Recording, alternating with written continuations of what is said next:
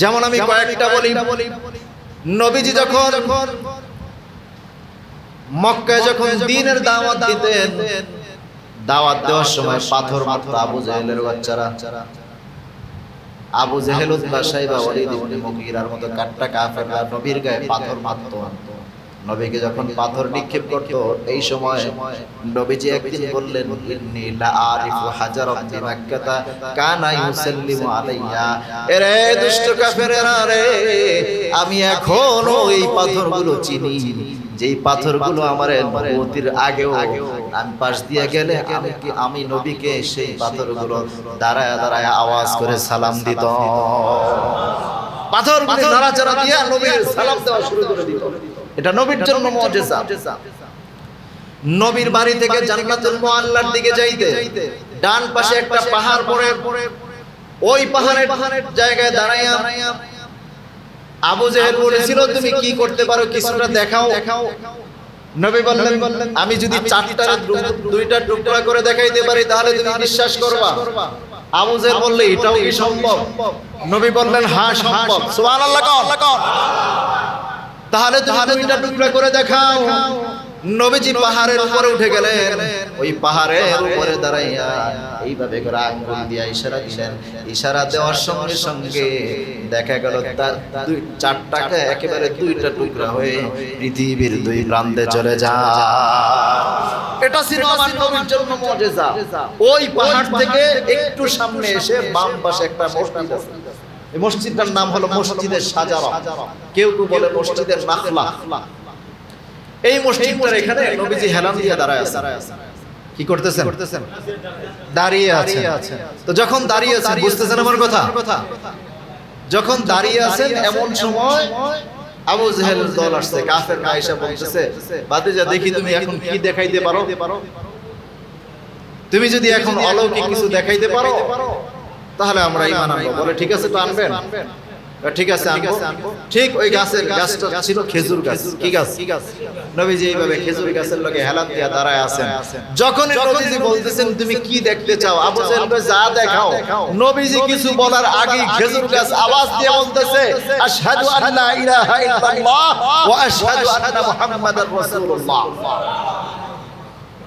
সাথে সাথে খেজুর গাছ কালেমা পড়ে মুসলমান হয়ে গেছে। খেজুর গাছ তো এমনি মুসলমান, কিন্তু কালেমা পড়ে নবীর মুআজিজা প্রকাশ করছে। সুবহানাল্লাহ কর। ওই গাছ আর এখন নাই, জায়গাটায় একটা মসজিদ বানায় রাখছে। কি বানায় রাখছে? এদিকে তাকান, কি বানিয়ে রাখছে? একটা মসজিদ বানায় রাখছে। এটা হলো আমার নবীর জন্য মুআজিজা। এইরকম মুআজিজা আমার নবীকে আল্লাহ কয়টা দিয়েছেন? একটু জোরে কন না, কয় হাজার? 4000 মুআজিজা আল্লাহ রাব্বুল আলামিন আমার নবীকে দান করেছেন। 4000 মুআজিজার মধ্যে অনেক মুআজিজা এখনো আছে। মদিনা থেকে কেউ যদি বদরের যুদ্ধের দিকে যান, বদর যেখানে হয়েছে, বদরের যুদ্ধ, ওখানে যাইতে আপনার দুইটা কূপ পড়বে। কুয়া বুঝেন?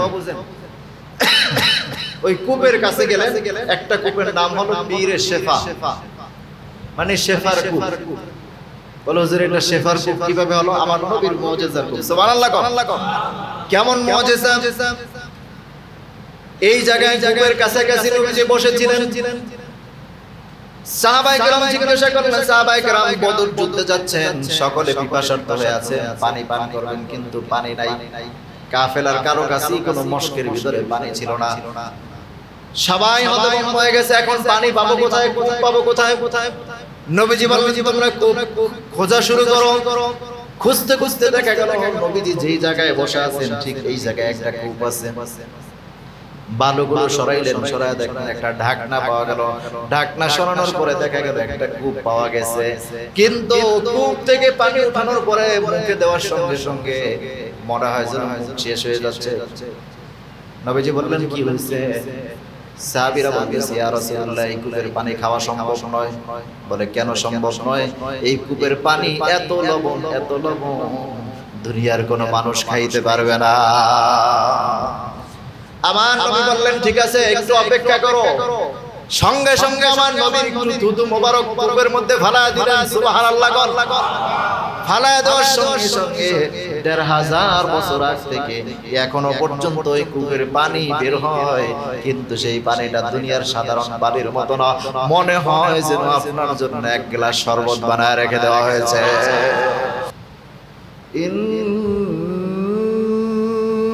ইন্নাল্লাহা ওয়া মালাইকাতাহু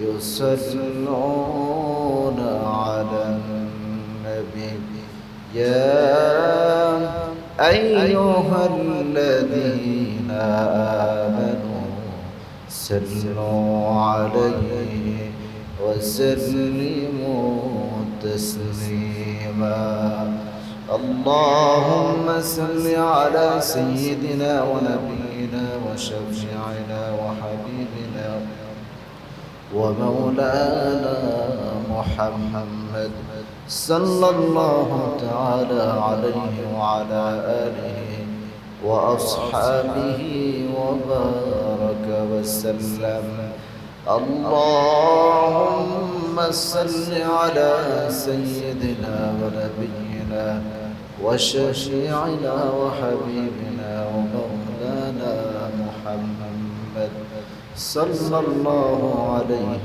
وعلى آله وأصحابه وبارك وسلم কয় হাজার? 4000 মুজিজা আল্লাহ দান করেছেন। এখনো মক্কা মদিনায় গেলে দেখবেন অনেক মুজিজা স্বচক্ষে দেখা যায়। চিল্লা এখন সুবহানাল্লাহ। যেমন আমি কয়েকটা বলি। নবীজি যখন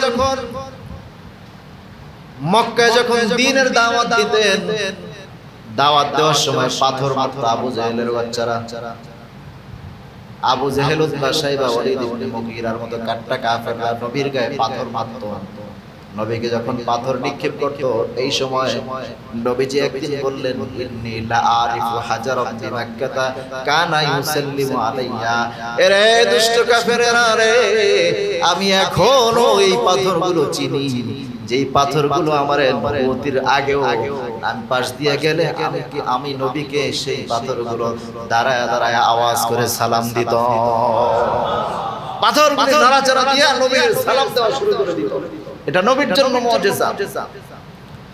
নবীর বাড়ি থেকে জান্নাতুল মুআল্লার দিকে যাইতে ডান পাশে একটা পাহাড় পড়ে, ওই পাহাড়ের জায়গায় দাঁড়াইয়া আবু জাহেল বলেছিল, তুমি কি করতে পারো কিছুটা দেখাও। নবী বললেন, আমি যদি 2টা টুকরা করে দেখাইতে পারি তাহলে তুমি বিশ্বাস করবা। আবু জাহেল বললে, এটাও কি সম্ভব? নবী বললেন, হ্যাঁ সম্ভব। সুবহানাল্লাহ কও। তাহলে তুমি 2টা টুকরা করে দেখাও। নবীজি পাহাড়ের উপরে উঠে গেলেন। ওই পাহাড়ের উপরে দাঁড়াইয়া এইভাবে করে আঙ্গুল দিয়ে ইশারা দিলেন। ইশারা দেওয়ার সঙ্গে সঙ্গে দেখা গেল 4টাকে একেবারে 2টা টুকরা হয়ে পৃথিবীর 2 প্রান্তে চলে যায়। এটা ছিল আমার নবীর জন্য মুজিজা। ওই পাহাড় থেকে একটু সামনে এসে বাম পাশে একটা মসজিদ আছে। এই মসজিদটার নাম হলো মসজিদে সাজারা, কেউ কেউ বলে মসজিদে নাখলা। এই মসজিদটার এখানে নবীজি হেলান দিয়ে দাঁড়ায় আছেন। কি করতেছেন? দাঁড়িয়ে আছেন। তো যখন দাঁড়িয়ে আছেন, বুঝতেছেন আমার কথা? যখন দাঁড়িয়ে আছেন এমন সময় আবু জাহেল দল আসছে, কাফের আয়েশা বলতেছে, বাতিজা দেখি তুমি এখন কি দেখাইতে পারো? তুমি যদি এখন অলৌকিক কিছু দেখাইতে পারো তাহলে আমরা ঈমান আনবো। বলে ঠিক আছে, তো আনবেন? ঠিক আছে আনবো। ঠিক ওই গাছটা ছিল খেজুর গাছ। কি গাছ? নবীজি এইভাবে খেজুর গাছের লগে হেলান দিয়া দাঁড়ায় আছেন। যখন নবীজি বলতেছেন তুমি কি দেখতে চাও, আবু জাহেল বলে যা দেখাও। নবীজি কিছু বলার আগেই খেজুর গাছ আওয়াজ দিয়ে বলতেছে, আশহাদু আল্লা ইলাহা ইল্লাল্লাহ ওয়া আশহাদু আন্না মুহাম্মাদার রাসূলুল্লাহ। সাথে সাথে খেজুর গাছ কালেমা পড়ে মুসলমান হয়ে গেছে। খেজুর গাছ তো এমনি মুসলমান, কিন্তু কালেমা পড়ে নবীর মুজিজা প্রকাশ করছে। সুবহানাল্লাহ কর। ওই গাছ আর এখন নাই, জায়গাটা একটা মসজিদ বানায় রাখছে। কি বানায় রাখছে? এদিকে তাকান, কি বানিয়ে রাখছে? একটা মসজিদ বানায় রাখছে। এটা হলো আমার নবীর জন্য মুজিজা। এইরকম মুজিজা আমার নবীকে আল্লাহ কয়টা দিয়েছেন? একটু জোরে কন না, কয় হাজার?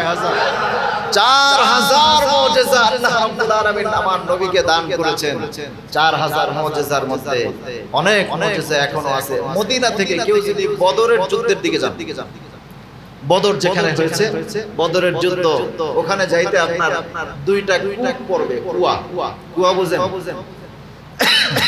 ওই কূপের কাছে গেলে একটা কূপের নাম হলো বীরে শেফা, মানে শেফার কূপ। বলো হুজুর এটা শেফার কূপ কিভাবে হলো? আমার নবীর মুজিজার কূপ। সুবহানাল্লাহ। কেমন মুজিজা! এই জায়গায় কূপের কাছাকাছি নবীজি বসেছিলেন। সাহাবায়ে কেরাম জিজ্ঞাসা করলেন, সাহাবায়ে কেরাম বদর যুদ্ধে যাচ্ছেন, সকলে পিপাসার্ত হয়ে আছে, পানি পান করবেন কিন্তু পানি নাই। কাফেলার কারো কাছেই কোনো মশকের ভিতরে পানি ছিল না। সবাই হতভম্ব হয়ে গেছে, এখন পানি পাবো কোথায়, কূপ পাবো কোথায়? নবীজি বললেন, তোমরা কূপ খোঁজা শুরু করো। খুঁজতে খুঁজতে দেখা গেল নবীজি যেই জায়গায় বসে আছেন ঠিক এই জায়গায় একটা কূপ আছে। বালুগুলো সরাইলেন, সরায় দেখলেন একটা ঢাকনা পাওয়া গেল।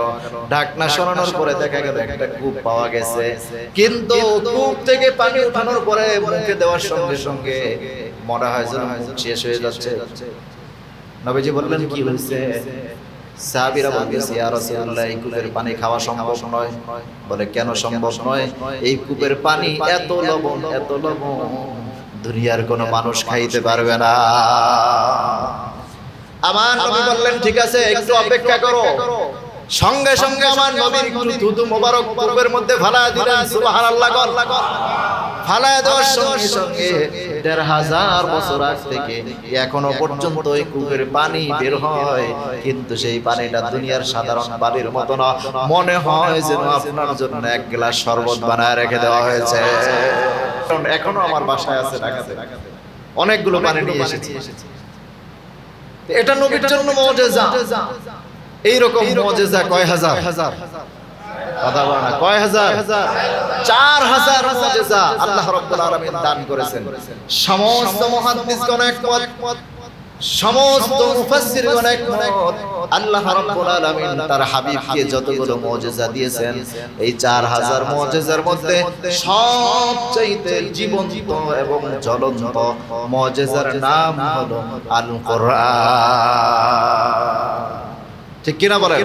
এই কোরআন এখনো মুজিজা। এই কোরআন শুনে শুনে এখনো বহু মানুষ মুসলমান হয়ে যাচ্ছে। ঠিক কিনা বলেন? প্রচুর মানুষ এখনো পর্যন্ত কোরআন শুনে শুনে মুসলমান হচ্ছে, কারণ এই কোরআনের মধ্যে আল্লাহ এত মধু ঢেলে দিয়েছেন। এই মধু যার ভিতরে যায়, যে একবার শুনে সেই এটার পাগল হয়ে যায়। ঠিক কিনা বলেন? আল্লাহ তাআলা আমাদেরকে এই কোরআন বুঝার তৌফিক দান করুন।